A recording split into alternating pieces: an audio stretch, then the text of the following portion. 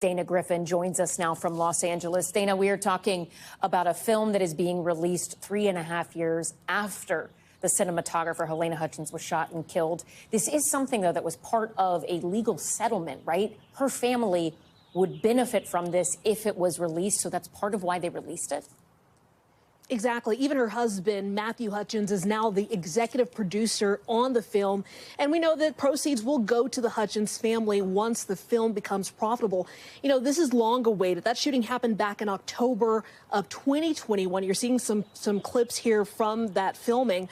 And, you know, this film is pretty much opening to about 115 small theaters across the country and also on several streaming platforms like Apple TV and Amazon Prime Video.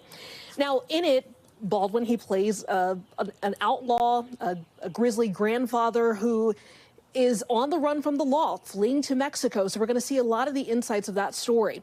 Now, we're hearing from a lot of critics who, you know, have kind of tepid reviews about this film.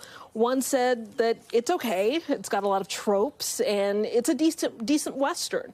But again, be mindful that this is also hard for some critics to go really deep on, you know, saying the worst of the worst, because this film is tied in tragic loss. The death of Halyna Hutchins. She's the film's cinematographer who was shot during a rehearsal when Baldwin took his prop gun out of his holster and a live round happened to be loaded into that weapon. Now, when you talk about the lawsuit and the trials wrapped up in this, this involved the armorer, Hannah Gutierrez-Reed. She was a novice armorer, pretty young.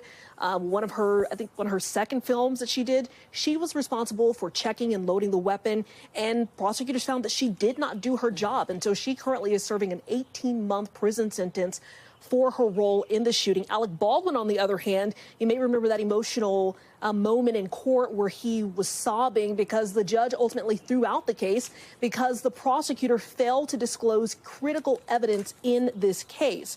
Now, let's talk about Joel Souza. He's the director in this film. He was also shot in the shoulder, the same bullet that killed Halyna Hutchins.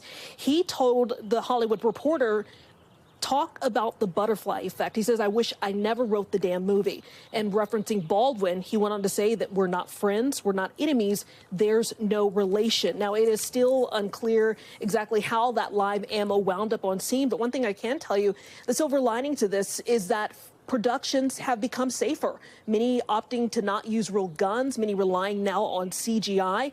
By the way, Hannah Gutierrez-Reed, who was convicted of involuntary manslaughter last year, she is now serving an 18-month prison sentence.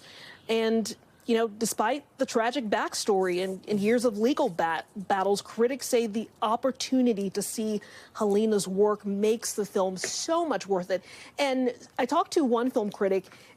He says that although there is some tragedy in this film, he says, you know, there's some hope there. You know, he said it was a little eerie. The gunshots did feel a little more real.